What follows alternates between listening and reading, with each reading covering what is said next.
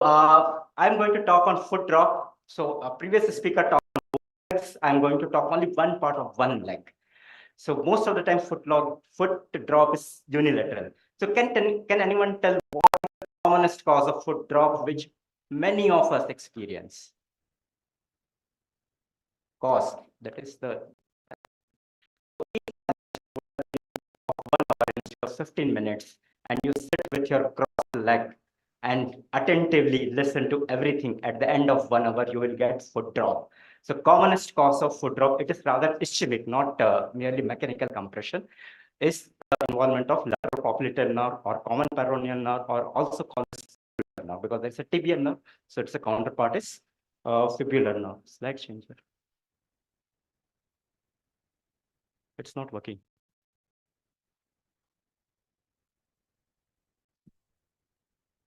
So normal range of the movements. So we have dorsiflexion of my hand. We have dorsiflexion, which is opposite of what is there in the wrist. And then we have plantar flexion, we have inversion, and we have inversion. So these are a common movement at the ankle. There is some movement at the subtalar joint or the forefoot, which we are not of concern as a neurologist, but more of interest to an orthopedic surgeon.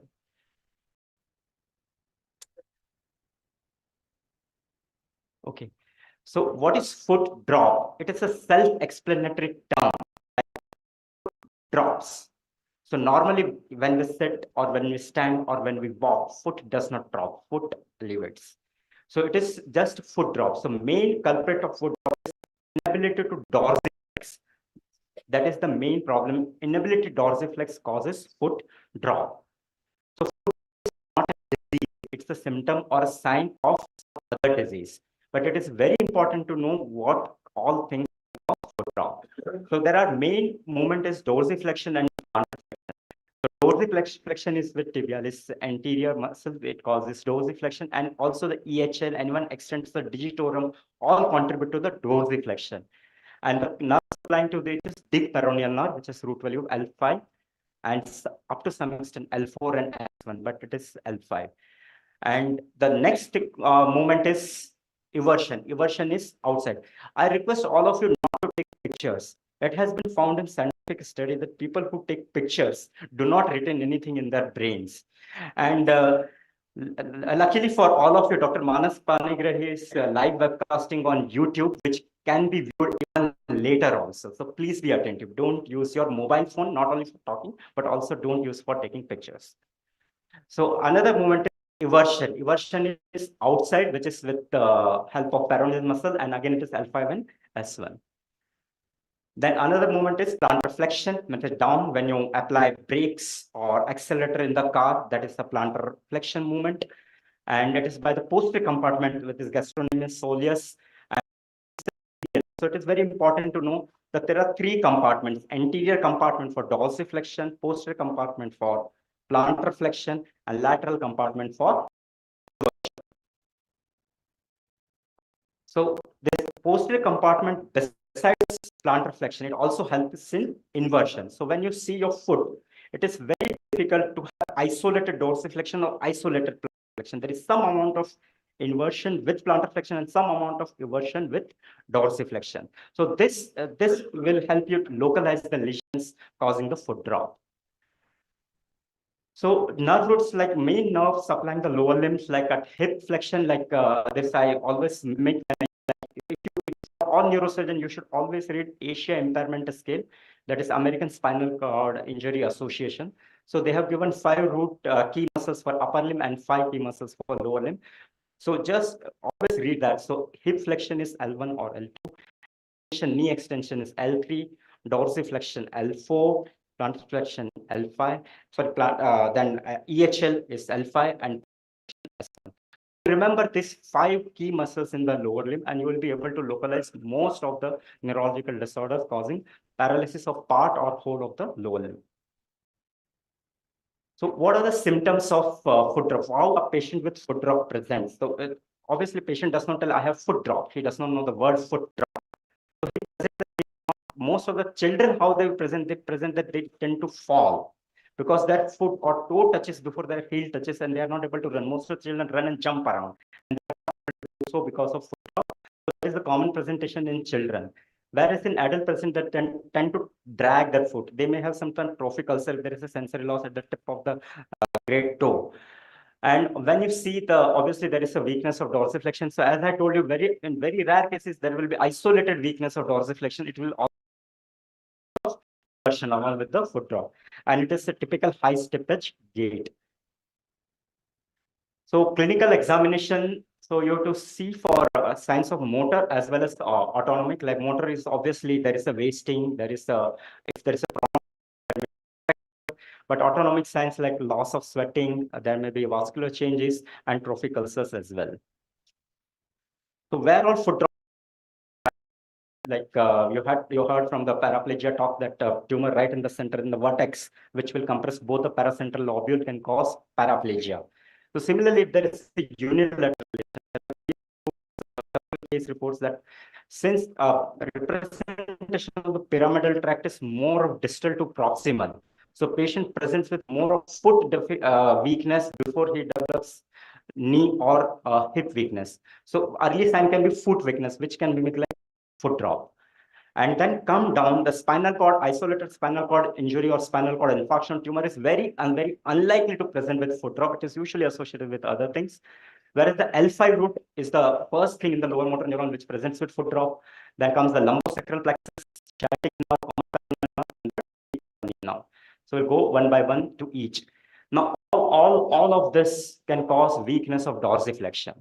Don't take picture, it is available in YouTube. All of this will cause weakness of dorsiflexion. Now, how will you differentiate what causes what?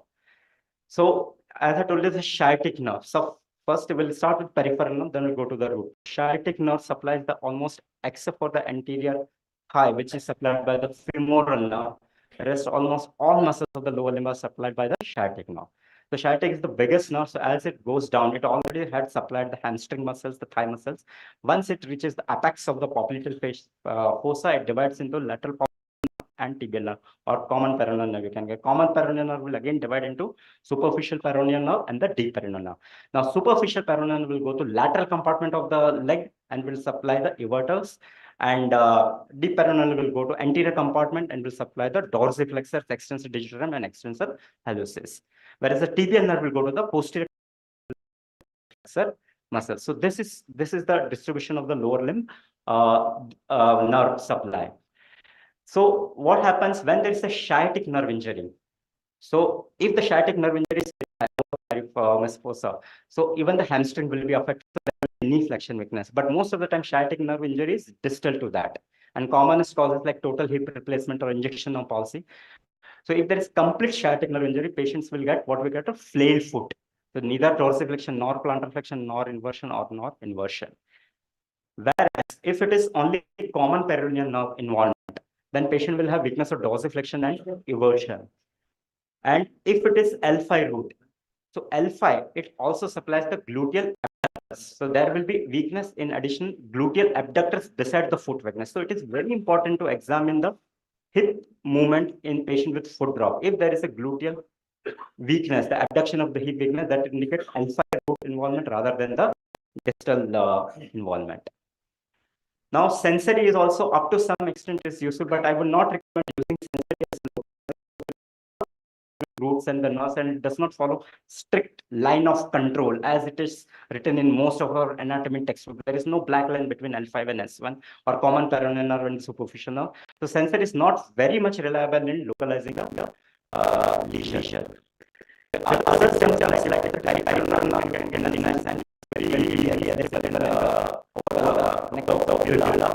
and in case of L5, you get positive stretch tests, will be normal sometimes. But when you raise the leg further and you forcefully the foot, and then there is a positive stretch test, will make it ready for the. So this is a common question that what is the difference between the L5 regular and most of the things are common. The one I already told is abduction. Another thing is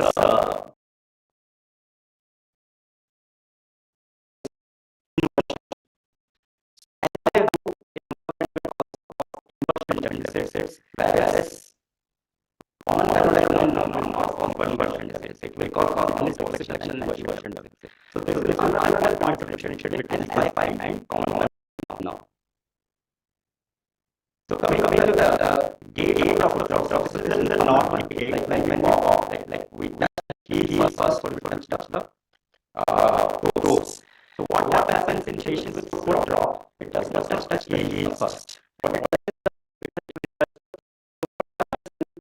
you don't get the purchase of ground. So you tend to lift your knee much higher. So that is what's called high stage gate. But you want first it does not touch you. So you force the entire foot down the ground. So it's called flat. So this is the gate of the patient's foot drop. That's what I have here. Now, the etiology and brain exercise to what's spine. This is spine and what is that time activation you don't get isolated for when then you see that the object that has a knee muscle, several foot muscle, fail to recover in patient or even monofacial. You can see foot drop. And no like common static THR or policy, common paranormal is very superficial, responsible function. And particularly complication in ICU complication means support more. Nearly 60% of them have clinical physiology are known to have common not clinical care. And the data system sometimes humans can also cause. The alpha is common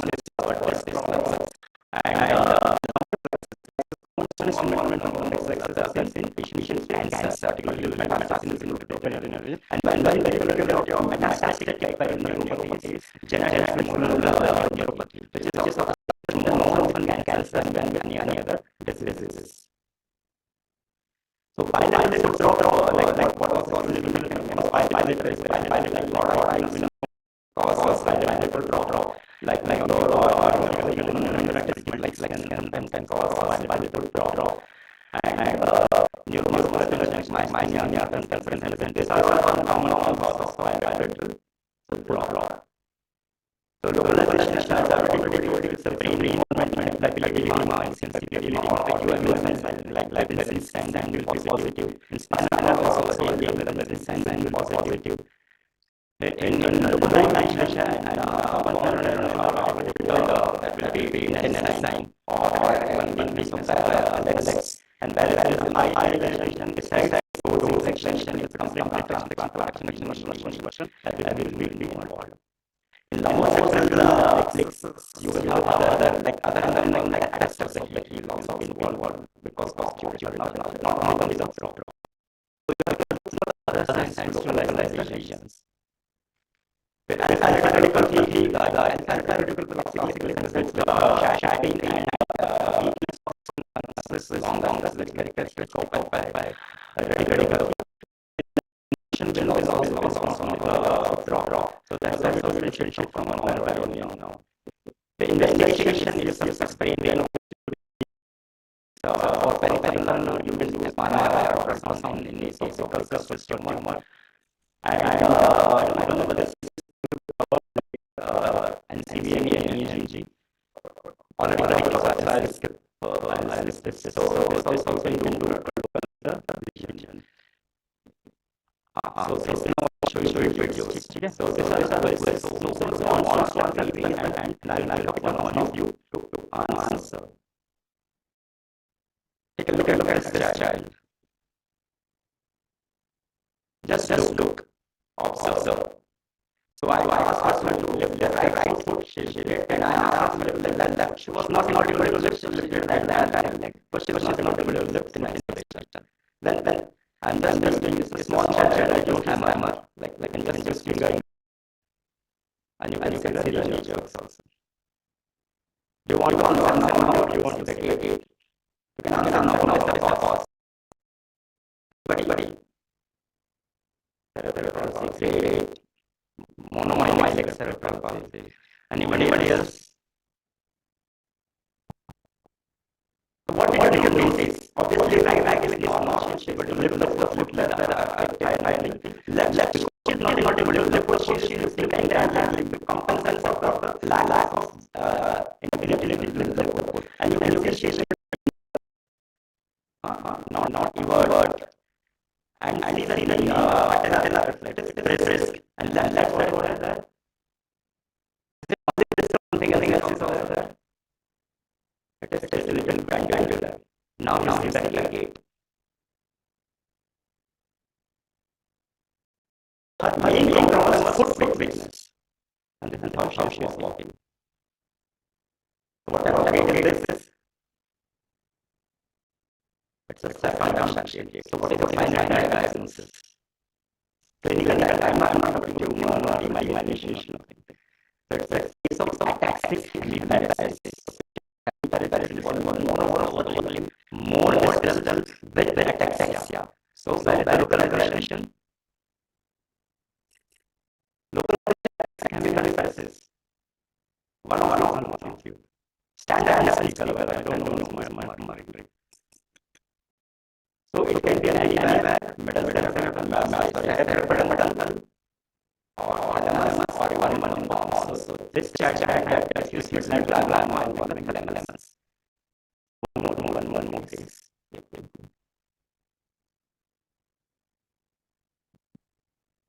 So again, this is examination. The right side is normal. Left side I am asking to lift. Asking to invert, but I am on both sides simultaneously. Invert, so it's an plant reflex. So what is happening on the left side?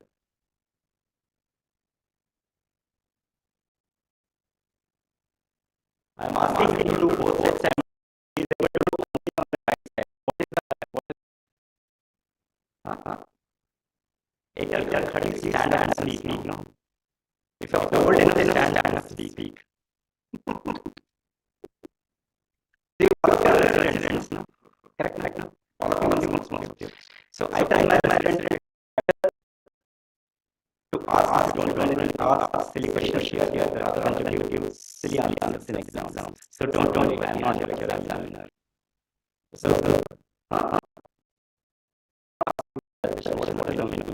this is play code is neither like nor ongoing. So very well play code.